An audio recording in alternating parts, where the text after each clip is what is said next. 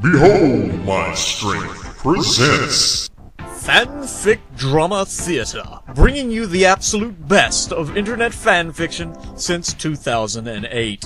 Now please give a big warm welcome to your host, me! Oh, thank you, you people are just so kind. Now, on today's episode of FDT, we're going to be reading another short story hosted to us by a user on fanfiction.net. Unleash your imagination. Now, today's story is brought to us by user EcoSeeker247 and is titled Dead Space Into the Abyss. It sports an impressive 62,636 words, divided into 12 chapters, and was published on November 21st, 2010. Now, I hope you all enjoy this Dead Space fan fiction. But before we dive into the story, first, an opening disclosure and disclaimer from the author. So let us begin. Hello, so this is my first Dead Space fanfic, as I'm still relatively new to this fandom. I've been dying to play the first game for a while, and eventually my curiosity got the best of me. I have to say, it's a great game so far. I'm already on Chapter 7 as I'm typing this. So, you know how people write stories where people from our world get pulled into a video game? I haven't seen any of those for Dead Space, so I've decided to try and write one of my own. But don't worry, this won't be like a lot of those stories that you see here. You know, where the OC teams up with the protagonist and falls in love with him/her in the span of a few missions. No romance, and hopefully I haven't written a Gary Stew in here. But you're free to let me know if I have. I'm going to tell you, you may not like my OC at first, and if you don't, good. You're not supposed to like him right now. I won't tolerate flames, but constructive criticism is welcome. So if there's anything I'm doing wrong with the story, or if there are any Dead Space facts that I messed up, let me know. I still don't know everything about this game, as I'm new to it. With that in mind, enjoy, end parenthesis. Oh, by the way, Isaac Clarke will speak in my story, just so that there can be more interaction, not only with my OC, but the other canon characters as well. Disclaimer. Only my OCs are mine. Everything else belongs to Visceral Games and EA. Warning. There are Dead Space spoilers throughout the story. Note. When I first wrote this story, I was new to the franchise and didn't know too much about the backstory, but now that I've played through most of the games and seen both Downfall and Aftermath, I'm going to go back and make a few revisions to the first two chapters of the story. I'm not changing anything else, including the sequel, which will be the same as before. But I want to fit more of the canon timeline. Narrator's note. Holy shit. You mean I'm actually adding some half-assed production values to this thing? Man, I feel like this is gonna be solid gold already. So look out, motherfucking Broadway. This is my comeuppance. This is gonna make me a star.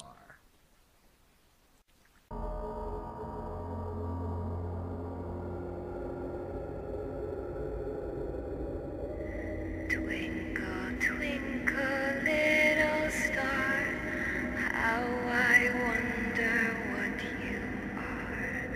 Up above the world so high, like a diamond in the sky. When the blazing sun is gone, when the... Ugh! I growled as I turned on the car radio and stumbled upon one of the stations that was playing that nursery rhyme. Mom and David must have been listening to this station recently. I rested my head against the driver's seat as I waited for my 13-year-old brother, Alan, to get out of school. Ever since I turned 16 and got my license, my parents allowed me to drive their car around until I got my own, which I was hoping would be soon. The girls at school would dig my new ride, you know. Timmy! Timmy! I heard Alan calling my name, and I looked up to see him sprinting towards me. Ow! I cried, opening the passenger side and letting my brother climb into the car. What's going on? Are we still going? Of course. I've got to whet my gaming appetite. You know, since I'm one of the greatest gamers in the world. I grinned, which made my brother roll his eyes. It wasn't my fault he couldn't understand. Besides, Since when did he become so modest? When it came to video games, I was the man. Every game I ever touched in my life, I've been able to beat with relative ease. I'm not kidding. You can ask my younger brother, Alan.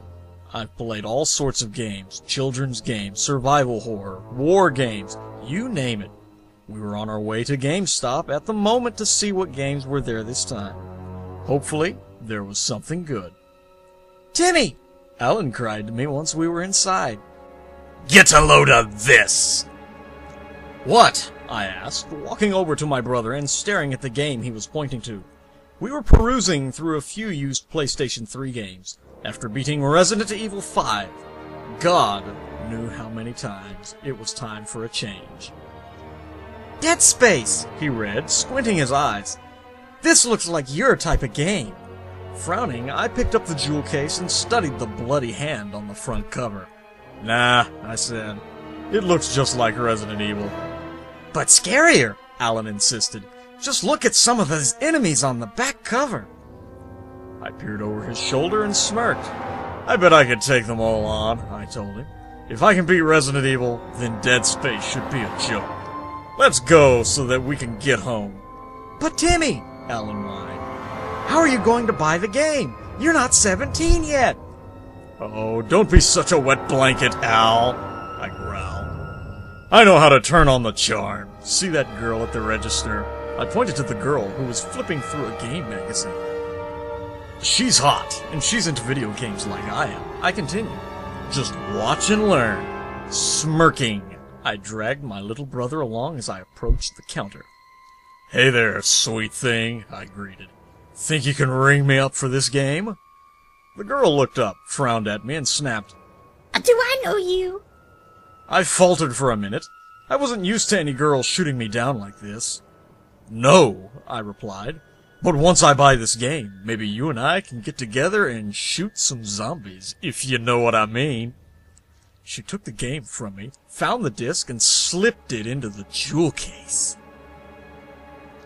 "I've played this game before, you know, She explained. and these aren't zombies." "What do you mean, babe? Of course they're zombies." Take a look at the back cover. She pointed to one of the enemies. Does that look like a zombie to you? I scoffed. Who did she think she was talking to? I was the king of video games. "Babe," I responded. "I've played a lot of survival horror games, and I think I know a zombie when I see one." She shook her head. You clearly know nothing about Dead Space then. She said, Security! "Oh, no, don't call security," I pleaded. "I was just trying to tell you that you're wrong." No. The girl quipped. What you need is an attitude check. A major attitude check. Out of nowhere, a burly security guard ran into the store. "Is everything all right, Mercedes?" he asked. Please escort this young man and his brother out. She demanded, pointing to us. Make sure you pay for the game before you leave. I threw some money down and escorted my brother out of there. As we walked out of the mall and back to our car, Alan looked up at me with wide eyes. "Am I supposed to be like that when I'm 16? he asked. "Shut up," I snapped, and Alan looked away before I could say anything else. I felt a little bad for harping on my 13-year-old brother, but I couldn't help it. Mercedes pissed me off. All the ladies usually loved me, so what did she mean I needed an attitude check? She was the one who needed a change. Alan and I drove home in silence. At least I still had Dead Space. I couldn't wait to try it out when I got home. Good thing it was only one player. Alan wouldn't want to play it. Besides, he was always afraid of everything, and to be honest, it was annoying. As soon as we got home, I jumped out of the car and ran to my room and began the game. "Timmy!" Alan cried. "I thought we were going to watch movies all afternoon." "Sorry, Al," I called back, "but Dead Space awaits me." "Timmy!" I closed the door to our shared bedroom before he could say anything else. I didn't want to hear his whining again. From downstairs, I could hear Mom and Dad trying to feed David, and I rolled my eyes. Why were they so mushy when it come to finally having family time? We could stand to have a little time apart, right? I mean, it would be the end of the world if I didn't see them for a few hours. Setting up the game quickly, I waited as the PlayStation 3 loaded and Dead Space eventually made it to the main menu. I decided that I would play with the lights off and the doors closed. The scarier the better. Mercedes was wrong, I thought. These zombies will be a chick. However, as soon as I clicked New Game, I began to feel dizzy, and before I knew it, everything was fading to black around me. Intermission. The following is a non-paid-for, non-profit advertisement. Are you one of the people that likes video games? Would you like to make money playing video games as a tester for a major gaming company? However, are you bummed out because you are one of the growing number of people that simultaneously live in their parents' basement and have an ass so bulbous that it actually prevents you from squeezing through the door so you can leave? And finally, are you so lazy that you absolutely refuse to get into shape, go out and get a real job which would lead to real-world face-to-face interaction requiring even the most basic amount of socializing?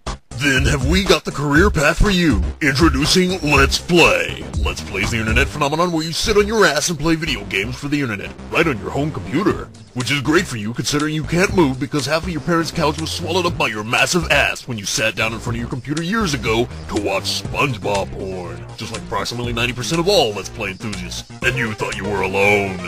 Now you may be saying to yourself, I don't know if this is for me. I mean, I'm the kind of person that considers it hard work reaching to the bottom of the bag to grab the last nacho cheese Dorito. Well, don't worry, Let's Play couldn't be easier. As long as you have a technical knowledge of a 5-year-old and a video game to play, then you too can join the elite ranks of the YouTube LP community. So how do I Let's Play, you ask? Easy. All it takes is 3 simple steps. Step 1. Record yourself playing a video game. Scary games are usually the best. Step 2. Record your face with a webcam and stick it in the video. Step 3. Throughout your gameplay, make sure that 99.9% of your commentary consists of grunts, yelling, animal noises, and cursing.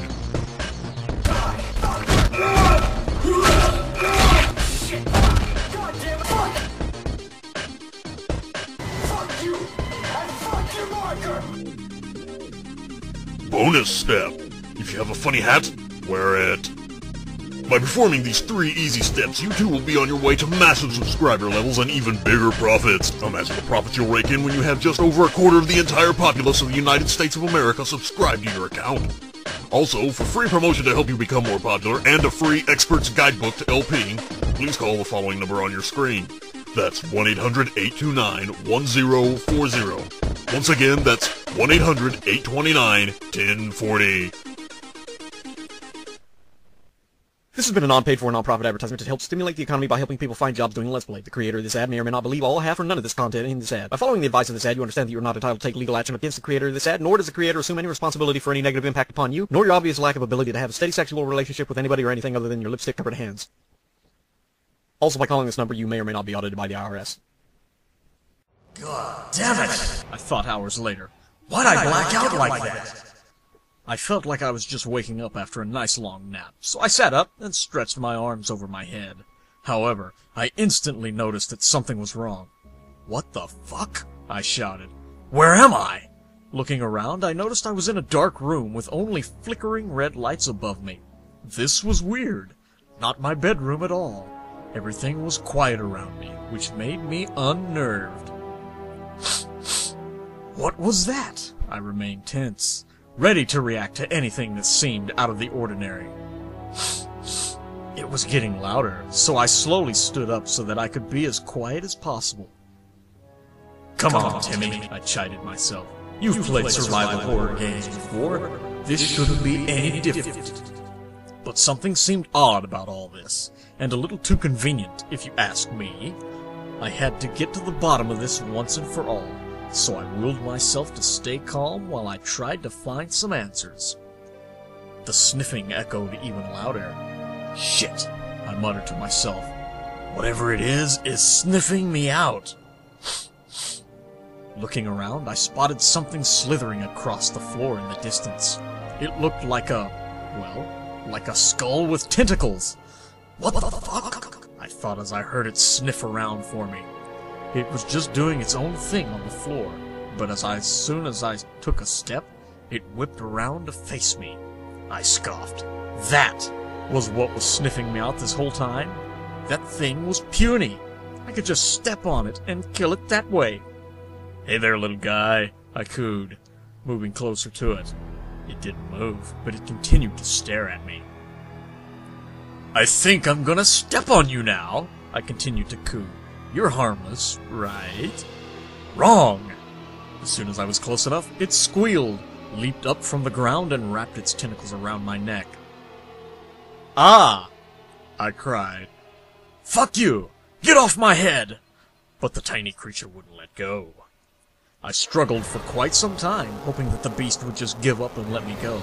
But it was strong. I could feel the wind being knocked out of me, and my head felt like it was about to explode.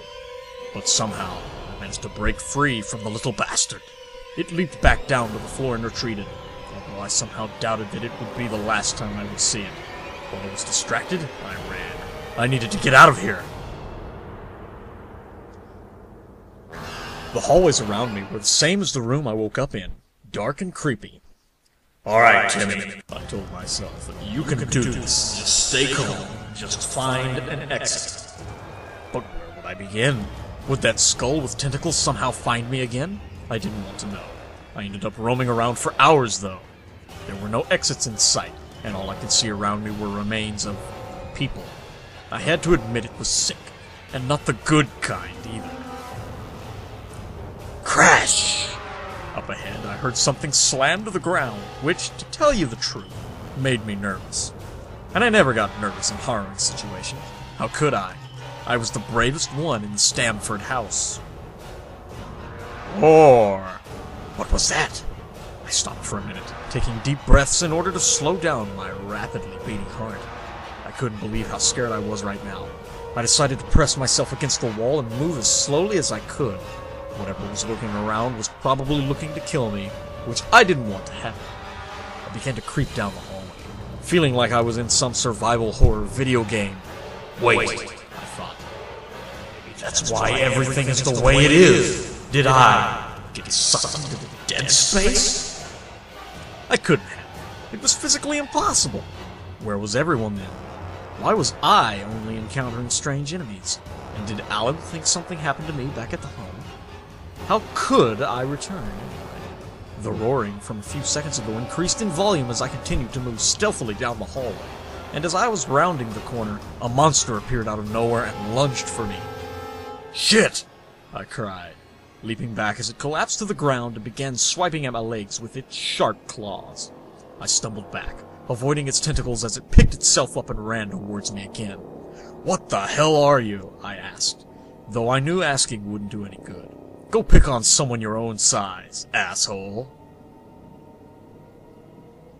I had said the wrong thing, for the beast suddenly roared and grabbed me, locking me in its grasp. Not again! I snapped, attempting to break free and find a weapon. Like the skull with tentacles, this creature also aimed for my head, but I ducked at the last minute, thankfully. I punched it across the face, stunning it for a minute before running away once again with the monster in pursuit. Alright, Timmy, I chided myself. Find a weapon and learn how to use it, or else run away and die. Oof! A voice suddenly cried as I ran headfirst into someone. I was surprised that there was at least someone else in this hall besides me, and at least I wasn't going through it alone. Hey! I snapped. Watch where you're going. The Stamford man has to get out of here. I looked up at who I collided into and stopped my tirade for a second. I had run into was taller than I was, and he had short black hair while sporting a black beard. He just smiled at me without saying a word, and I wondered why he didn't just move out of my way. Well, Altman be praised, he petitioned, grinning at me as if the sun had just lit up his face. I raised my eyebrows in confusion. Altman? I asked with disdain. Who the fuck is this Altman? But I suddenly began to feel dizzy from the shock of my situation, and I found myself fainting once more as this mysterious man continued to smile at me. Alan? I gasped hours later when I finally came to. Unlike before, this time, there were bright lights all around me as I opened my eyes and looked around. I was in an office of some sort, and I found I was lying on a lab table, but something felt different. I felt much colder. I then realized why I was so cold when I looked down. "Ah!" I cried, glancing down and realizing I was naked. Not even just in my boxers, but completely naked with only a white towel to cover my lower body. Who the hell undressed me while I was asleep? I only wanted my girlfriend to undress me. Not that I had a girlfriend, but that was another story for another day. Suddenly, I heard a door open, and the man from before walked in, smiling at me as if I were the best thing to happen to him. I just glared at him and wrapped the towel even tighter around myself. If this creep is the one who stripped me down, I'll break his hand, I vowed to myself. "You're awake," he announced. "Good." "Wasn't that obvious?" I snarled. "If I were asleep, my eyes would be open." The man laughed. "You are quite outspoken, aren't you?" was all he said, clearly not affected by my words at all. "That's not all I'll be when I—" "My name is Dr. Chalice Mercer. I'm a research scientist aboard this ship, the USG Ishimura. Who might you be?"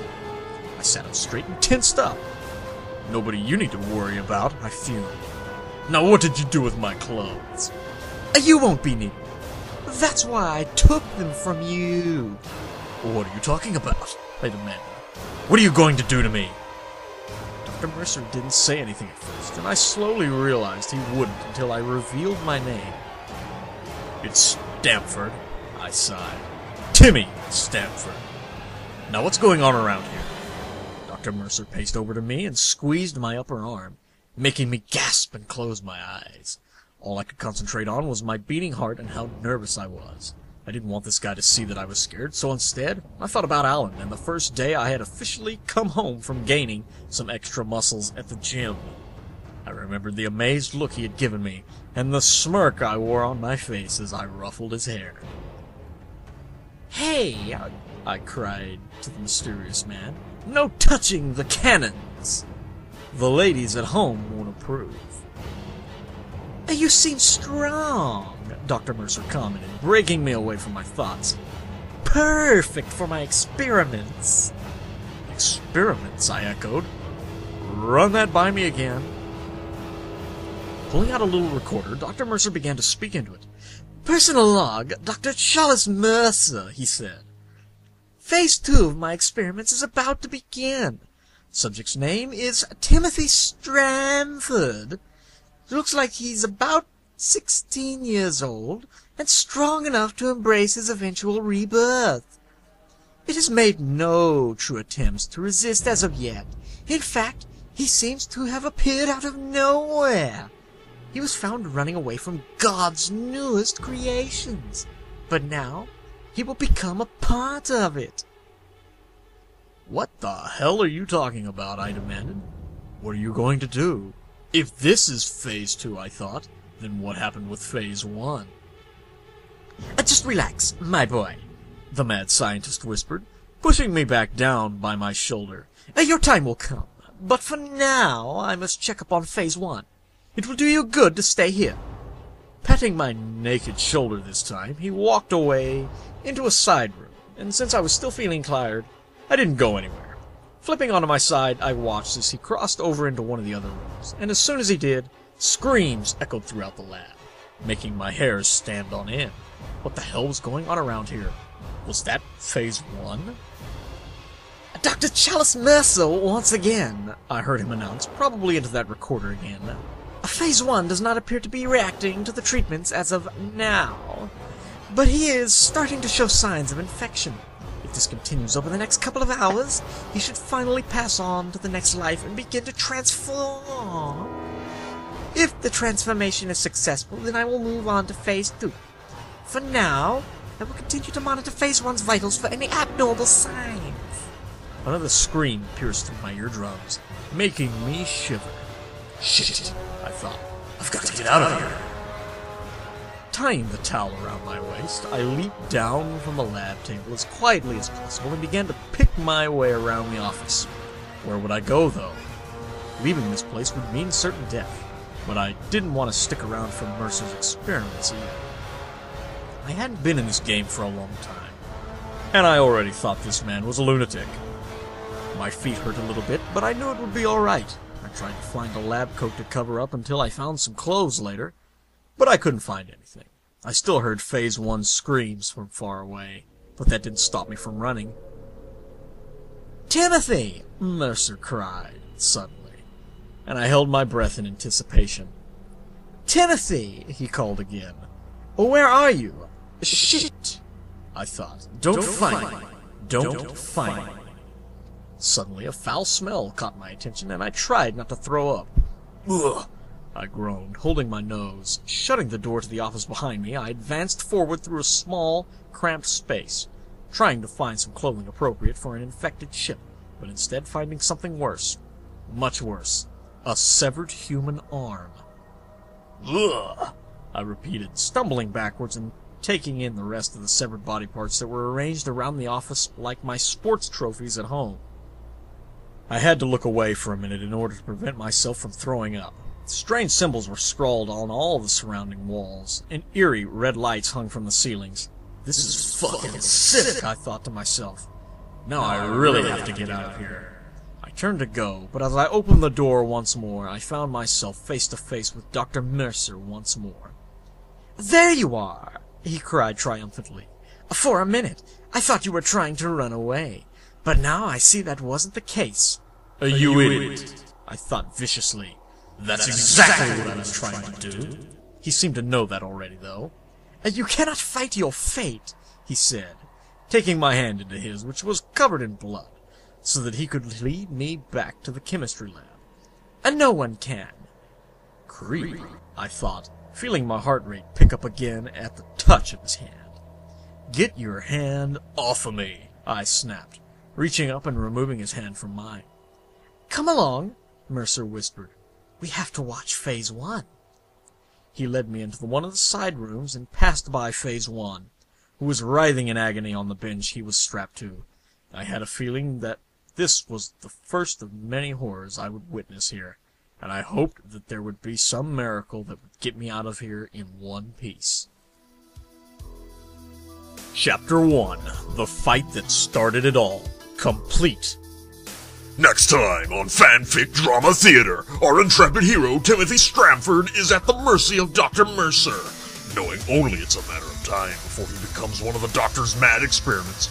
He has to find a way to escape, but can he do it alone? Find out next time on Dead Space, Into the Abyss, Chapter 2, Intrigue and Escape.